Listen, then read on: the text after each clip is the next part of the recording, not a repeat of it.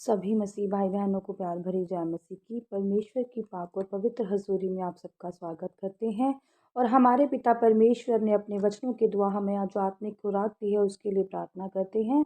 Hallelujah hallelujah hallelujah hallelujah. सर्वशक्तिमान सेना के यहोवा परमेश्वर, आपका शुक्र, आपका धन्यवाद हो खुदावंद जी। आप हमारे प्यारे पिता परमेश्वर खुदावंद, आपने सारी रात हमें संभाला पिता परमेश्वर जी। हमें घर परिवार में अपने बच्चों के सहित बना के रखा पिता परमेश्वर जी। हमारे रास्तों में मदद और सहायता की पिता परमेश्वर जी। हमें किसी भी भारी वस्तु की कमी नहीं होने दी। हमें भरपूर पर करके रजाया खुदावंद, आपका शुक्र करते हैं पिता परमेश्वर। समय आपके वचन का है पिता परमेश्वर जी, जो पाक और पवित्र है पिता परमेश्वर, जो इस चांदी के समान है, जो मिट्टी के भट्टी पर ताई गई और 7 बार निर्मल की गई है पिता परमेश्वर जी। आपके वचन पिता परमेश्वर जी दो-धारी तलवार है पिता परमेश्वर जी, सुनने वाले और सुनाने वाले दोनों को चीरते हैं पिता परमेश्वर जी, और नया ज्ञान नई बुद्ध देते हैं पिता परमेश्वर जी। आपके वचन पिता परमेश्वर जी हमारी आत्मा की खुराक है पिता परमेश्वर, जिन्हें लेकर हम नया बल नया जीवन पाते हैं पिता परमेश्वर जी, और आपकी सामर्थ्य से भरते हैं पिता परमेश्वर जी, और सामर्थी हो जाते हैं पिता परमेश्वर। मेरे यहोवा पिता, आपके वचन हमारे राहों की ज्योति हैं पिता परमेश्वर जी, हमारे जीने का आधार है। आपके वचन हमारी जिंदगियों में 1000 गुना फलों को लेकर आए। प्रार्थना यीशु नासरी के नाम में मांगते हैं, आमीन। हालेलुया। प्रिय भाई और बहनों, आज मैं आपके लिए लेकर आई हूँ मत्ती 57 और 58 पढ़ते हैं।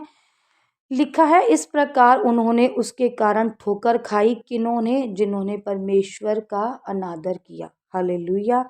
पर यीशु ने उनसे कहा, भविष्यवक्ता का अपने देश और अपने घर को छोड़ और कहीं निरादर नहीं होता।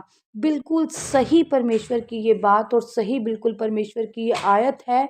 और लिखा है कि जहाँ पर भी कोई उपदेश की बातें हो रही होती हैं, जहाँ पर उपदेश की बातें चल रही होती हैं, वहाँ पर क्या होता है कि पर अनादर भी सबसे ज़्यादा इंसान का वहीं पर होता है जहाँ पर परमेश्वर की बातें कोई फैला रहा होता है, पर उस रीति से उसको लिया नहीं जाता। जैसे कि मान लो मुझे ही मान लो कि बहुत ज्ञान है और मैं संसार में रह रही हूँ और मेरे साथ 4 लेडीज़ और हैं जो चर्च जाती हैं, पर शायद मुझे ज़्यादा ज्ञान है और उसमें से 2 ऐसी होंगी जो शायद मेरे उस ज्ञान से खुश नहीं होंगी, क्योंकि वो नहीं, कई जेलस कहते हैं ना, जलन, एक जलन का भी परमेश्वर ने कहा है कि वो भी बहुत बड़ी बात है। हमें किसी से ईर्ष्या और जलन नहीं करनी चाहिए।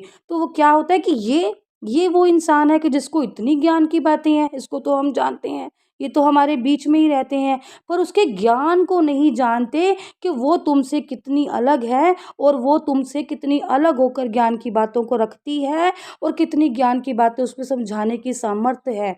तो हर लोग क्या करते हैं, उस रीति से उस चीज़ को नहीं लेते। ऐसा ही यहाँ पर परमेश्वर के साथ भी हुआ, यीशु मसीह के साथ भी हुआ।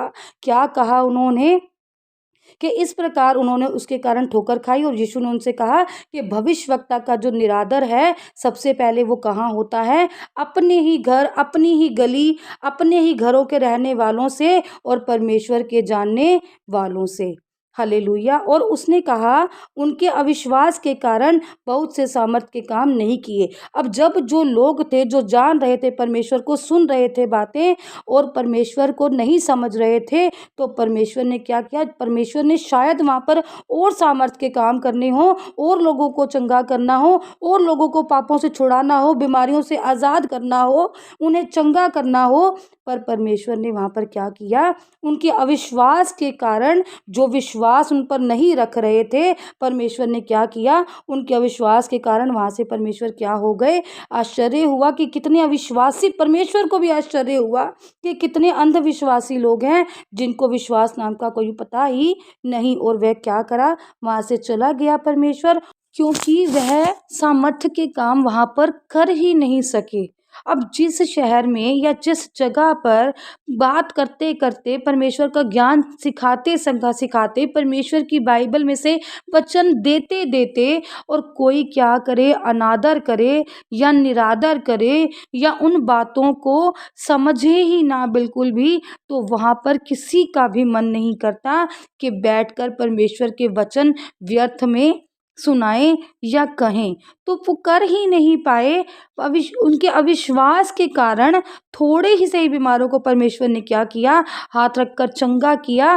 थोड़ों पर ही परमेश्वर ने भलाई की और परमेश्वर ने वहां से जाना ही उचित समझा और हाथ रखकर चंगा कर कर परमेश्वर क्या करे, वहां से चले गए और उनके अविश्वास पर आश्चर्य करने लगे। परमेश्वर उन पर लानत देने लगे। क्या अपने शब्दों में मैं कह रही हूँ कि परमेश्वर ने यही किया होगा, छोड़ दिया होगा उनको उनके हालों पर और चले गए वहां से।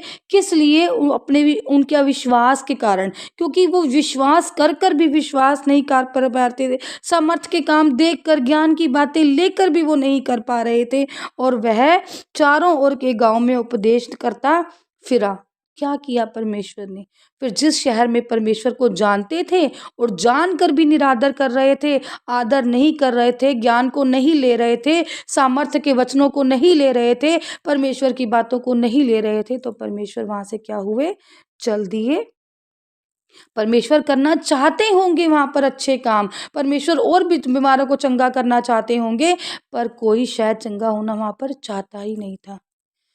आपको मैं आज बता रही हूँ, सिखा रही हूँ कि हमें कहीं से भी ज्ञान मिले, हमें उन ज्ञान को लेना है। जो दे रहा है उसको तो हमने आदर करना ही करना है, पर जो ज्ञान की बातें हैं वो हमने लेनी है, अपने हृदयों में बिठानी है। वो शब्द लेने हैं हमें जो वो शायद हमारी भलाई के लिए कह रहे हों।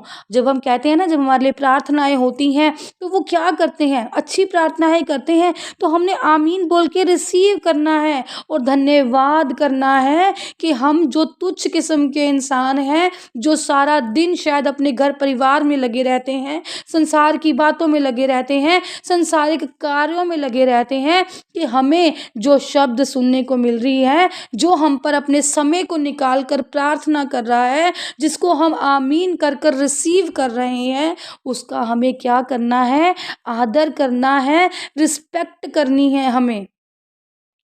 और उसकी तो ज़्यादा करनी है जिसकी बातें आपको समझ में आती हैं, जो वाक़ई ही आपको लगता है कि आपको सिखाने के लिए कार्य कर रहा है। और हर किसी की करनी है, हम होते कौन है किसी का निरादर करने वाले? हमें परमेश्वर ने इतना ज्ञानी और सामर्थी बनाया ही नहीं है कि हम किसी का निरादर करें। हम तो संसार में चलने वाले लोग हैं और कोई हमें जो ज्ञान दे रहा है हम उसका निरादर करें, हमें बिल्कुल ऐसा नहीं करना चाहिए। मैं माफ़ी मांगती हूँ परमेश्वर, मैं आपके आगे, अगर मैंने भी किसी का जाने अनजाने में कोई निरादर किया है पिता परमेश्वर, या किसी को गलत शब्द बोले हैं खुदावंद, आज मैं माफ़ी मांगती हूँ पिता परमेश्वर जी।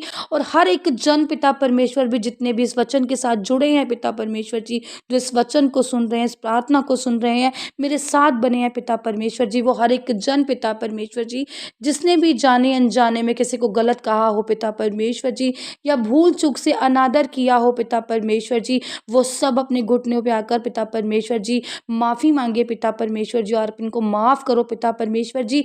आज ही पिता परमेश्वर जी, जो भी कमियां घटियां हैं पिता परमेश्वर जी, बीते समय में इनकी रही पिता परमेश्वर जी, उनको आज माफ़ करके आप उनकी कमियों को दूर करें पिता परमेश्वर जी, और इन्हें नया बल, नई बुद्ध दें पिता परमेश्वर जी, ताकि ये हर कहीं से जो वचन मिले पिता परमेश्वर जी, उनको ले उन वचनों को पिता परमेश्वर जी, और सीखें पिता परमेश्वर जी, और सबका आदर करें मेरे खुदावंदा, अपने माता पिता का, अपने भाई बहनों का पिता परमेश्वर जी, अपने पास्टर का मेरे खुदावंद, और वचनों का पिता परमेश्वर जी, बाइबल का पिता परमेश्वर जी, और प्रार्थना को समय दें पिता परमेश्वर, इनकी प्रार्थना जीवन की लाइफ बढ़े पिता परमेश्वर जी, इनकी जो संसारिक रीति वाली लाइफ है पिता परमेश्वर जी, उसके साथ साथ इनकी आत्मिक लाइफ भी बने पिता परमेश्वर जी, इनकी आत्मा में बढ़ोतरी हो पिता परमेश्वर जी। जब इनकी आत्मा बढ़ेगी पिता परमेश्वर जी, तो ये ज़्यादा सीखेंगे पिता परमेश्वर जी, और खुद से सीखेंगे पिता परमेश्वर जी, बाइबल से सीखेंगे, प्रार्थना करते हुए सीखेंगे पिता परमेश्वर जी। पर